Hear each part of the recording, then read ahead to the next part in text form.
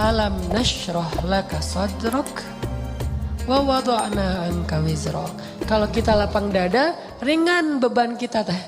Kenapa kadang-kadang punggung kita nih di sini tuh pundak kita rasanya kayak keras gitu kan ya?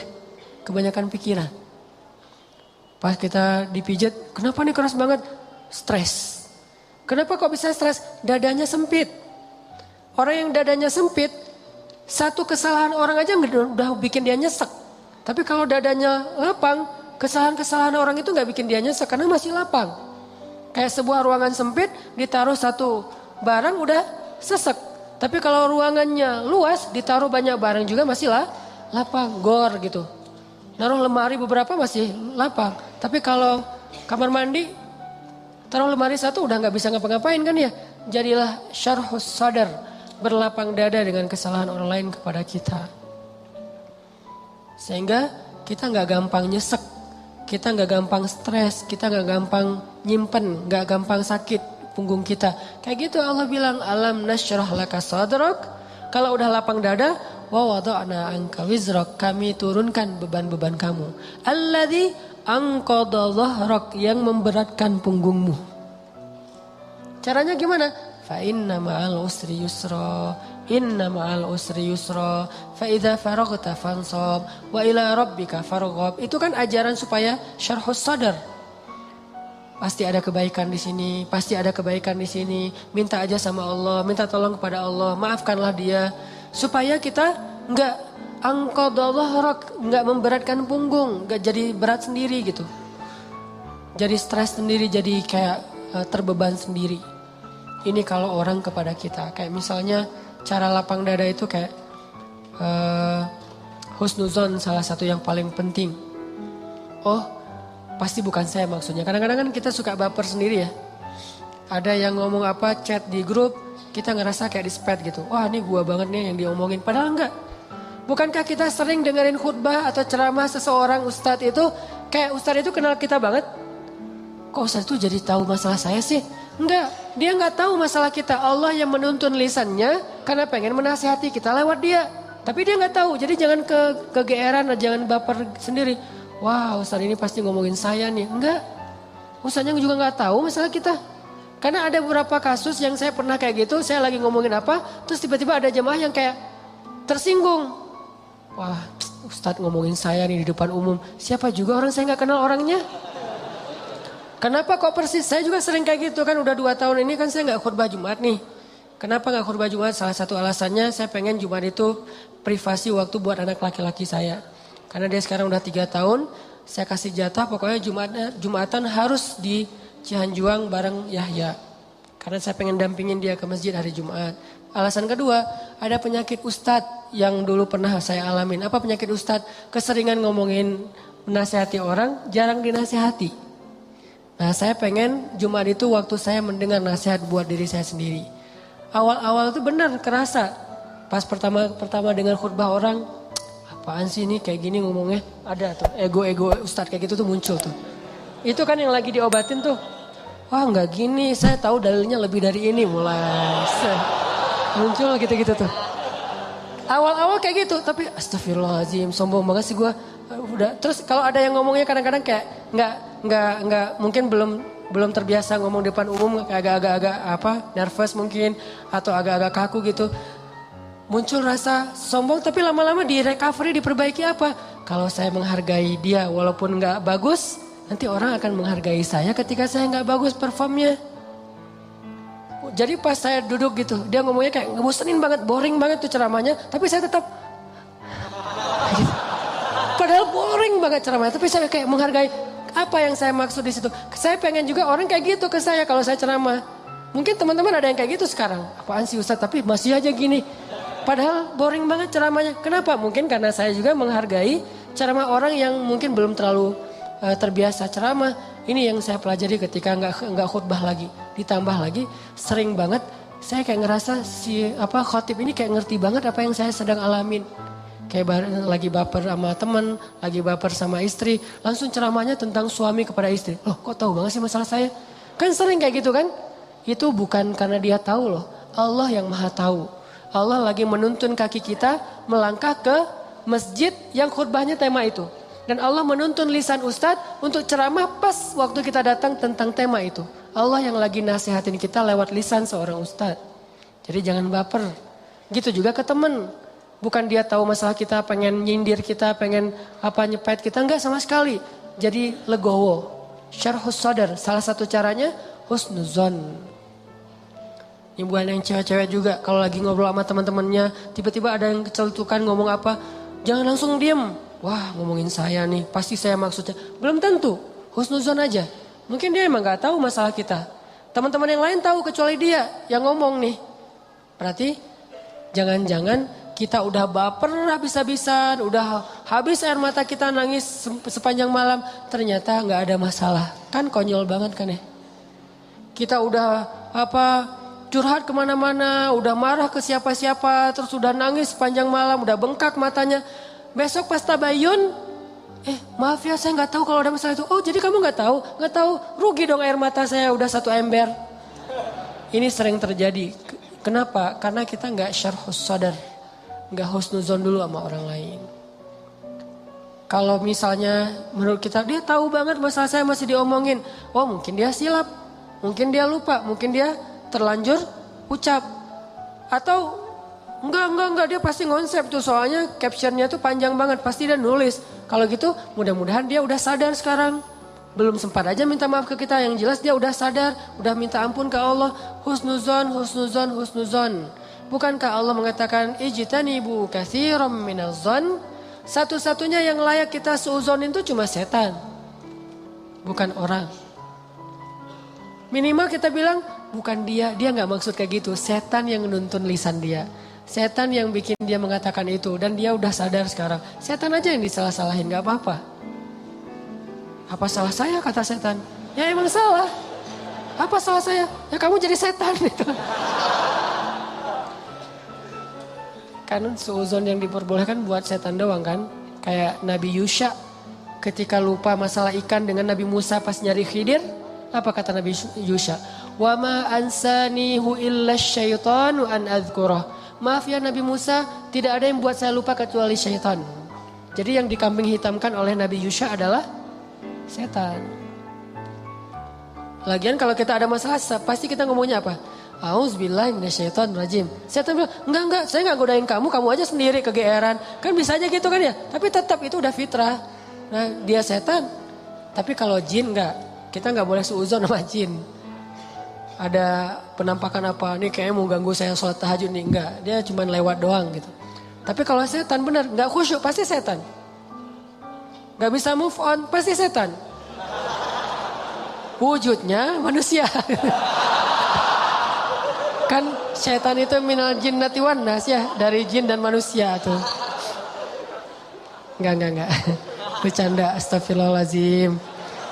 Nah, nanti saya di-report, di-ban lagi akun saya. Sama mantan-mantan. Banyak gening. Oke. Dari orang ke kita, syarhus sadar. Secara syarhus sadar, lapang dada gimana? Husnuzon. Dan ini gak bisa sekaligus, teman-teman saya juga masih belajar husnuzon. Oh mungkin. Iltamis li akhika alfa uzrin. Cari 1000 alasan buat saudara kamu.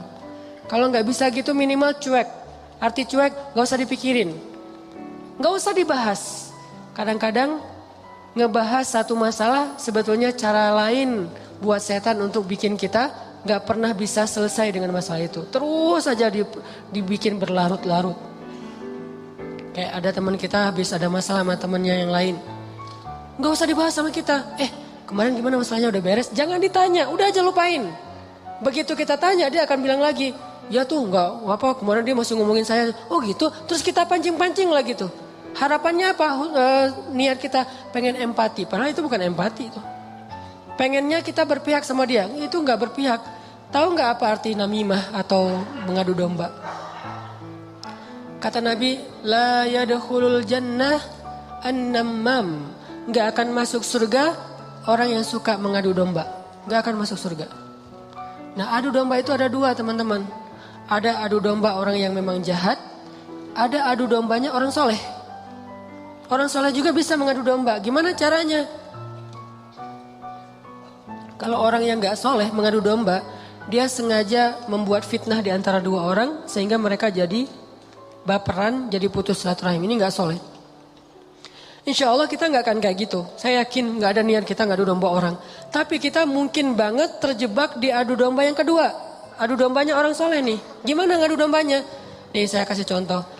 Si A ngomongin si B di depan kita. Tapi nggak sampai kan ke si B. Kita yang dengar, si B nggak dengar. Misalnya kayak dia lagi ngejapri kita, yo dia gini. Kita kan yang tahu. Terus kita capture, kita forward ke si B. Ini aku bukan mau manas-manasin ya. Tapi ini cara jawabnya gimana nih, dia ngomong kayak gini tentang kamu. Kita capture, sakit hatilah si B. Oh ternyata dia ngomongin saya di belakang. Itu perumpamaannya kata para ulama. Si A manah si B, tapi nggak kena, anak panahnya jatuh di lantai. Kita ambil, kita tusuk ke dadanya sambil kita katakan ini bukan dari saya lah, dari dia loh ya. Nih. Kayak gitu analoginya. Itu namimahnya orang soleh. Adu dombanya orang soleh. Jadi kita nggak niat memfitnah.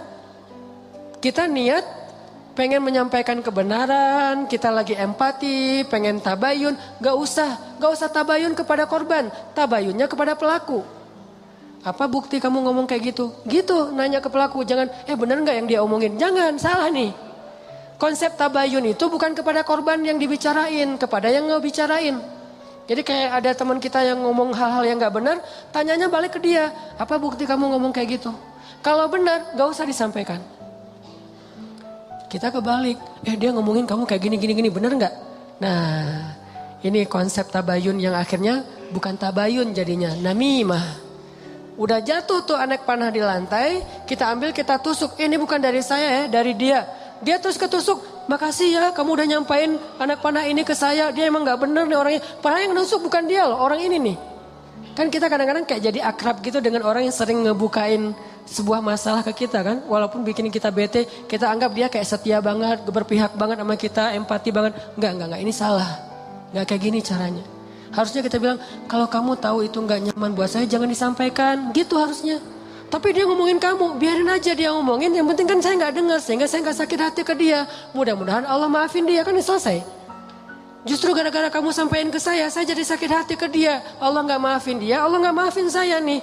Putus silaturahim kita berdua. Kamu nih pelakunya nih. Kok jadi saya sih? Ya kamu. Oh rame perang segitiga. Kan ini yang terjadi kan selama ini. Ini lebih realistis menurut saya daripada namimah yang memang niatnya jelek buat saya sih. Saya husnuzon sama kita semuanya. Gak adalah niat kita jelek pengen memfitnah orang, gak. Tapi seringnya kita terjebak tanpa kita sadari. Justru karena kejujuran kita, karena keakraban kita dengan teman kita. Jadi kita ngebuka hal-hal yang dia gak perlu dengar. Itu sering banget kayak gitu. Saya juga kadang kayak gitu. Misalnya ada yang bicara apa tentang istri saya nggak suka tuh. Dia bicarain istri saya gini misalnya depan temennya ngasih tahu ke saya. Terus saya kan jadi sakit hati sama orang itu ya. Saya juga ngasih tahu ke istri saya lebih sakit hati lagi sama dia. Ini salah, dia salah, saya salah. Harusnya saya diem aja. Papa udah tahu kan masalah ini, kenapa nggak ngasih tahu ke mama?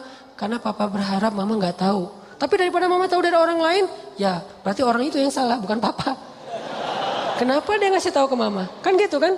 Jangan sampai ya Pak, mama tahu dari orang lain. Jadi kalau ada yang kayak gini-gini harus papa yang ngomong ke mama. Enggak, itu salah konsepnya. Enggak boleh kita menyampaikan sebuah informasi walaupun benar, apalagi belum tentu benar. Walaupun benar kepada orang yang kalau dia dengar dia akan sakit hati atau sedih, enggak boleh. Diamin aja.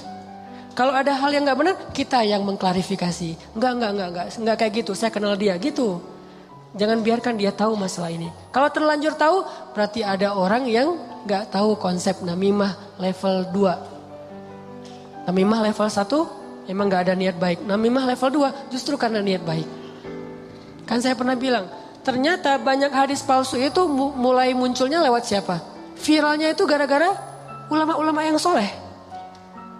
Jadi banyak riwayat hadis palsu itu diantara para ulama yang soleh loh. Bukan sengaja pengen memalsukan hadis. Kenapa? Karena ulama soleh ini terlalu husnuzon. Misalnya nih, ada yang datang ngomong ke saya, Ustadz, saya pernah mendengar hadis gini. Saya sebagai Ustadz, oh gitu? Ya, saya nggak pernah curiga kalau dia itu nggak jujur. Atau kalau dia itu dengarnya nggak utuh. Sehingga saya meriwayatkan lagi. Orang dengarnya dari saya juga nggak curiga kalau saya akan main-main dengan hadis kan. Sehingga tersebarlah hadis palsu. Bukan karena ada orang yang jahat. Ada memang sebagian hadis palsu gara-gara penjual pedagang. Biasanya hadis palsu itu pedagang, penguasa dan ulama. Ini 3 penyebab hadis palsu. Pedagang pengen ngelarisin barang dagangan. Siapa yang memakai jubah atau sorban 7 meter di hari Jumat, maka dia akan mendapatkan dijauhkan dari api neraka 7 kali langit dan bumi. Untuk jualan sorban 7 meter. Siapa yang makan buah ini maka dibebaskan dari sihir. Dia jualan buah itu. Ini bisa muncul hadis palsu dari penguasa. Siapa yang mengangkat seorang penguasa yang kayak gini maka Allah melaknat dia. Gara-gara apa? Saingan politik. Ulama menyebarkan hadis palsu kenapa? Karena nggak pernah berpikir orang akan bermain-main dengan hadis Nabi. Sehingga dia percaya aja kepada orang itu. Baru nanti di masa berikutnya ulama ketika ngelihat banyak banget hadis palsu mereka perbaiki. Ini riwayatnya dari siapa, ini dari siapa. Bisa jadi periwayat hadis palsu itu adalah orang soleh, ulama besar.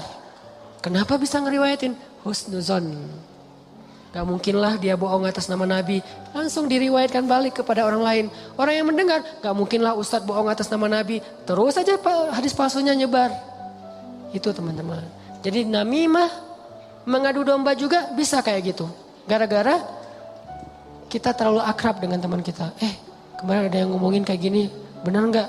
Siapa? Si Fulan. Tapi ini aku karena ke kamu dekat ya teman. Jadi aku sampaikan nih. Terus yang teman yang dengarnya. Makasih ya udah disampaikan. Kenapa makasih? Harusnya kita bilang. Lain kali jangan disampaikan ya yang kayak gitu-gitu ke saya. Harusnya kayak gitu. Kenapa kita malah makasih? Makasih ya udah nyakitin hati saya kan gitu kan ya. Bahasa lainnya mah ya. Makasih ya udah bikin malam saya gak tenang. Makasih ya udah bikin saya bete. Buat apa? Jangan disampaikan. Makanya ketika Nabi mau ketemu seorang sahabat mencegat di tengah jalan. Ya Rasulullah, Rasul udah kenal dengan orang itu? Belum. Orang itu ya Rasul, stop kata Nabi. Kamu ingin menyebutkan aib-aib dia tentang saya? Ya Rasul, biar Rasulullah tahu siapa orangnya. Jangan, saya gak mau ketemu seseorang yang membuat saya bete duluan tentang dia. Biar saya ketemu dengan dia dan saya gak tahu apa-apa tentang dia.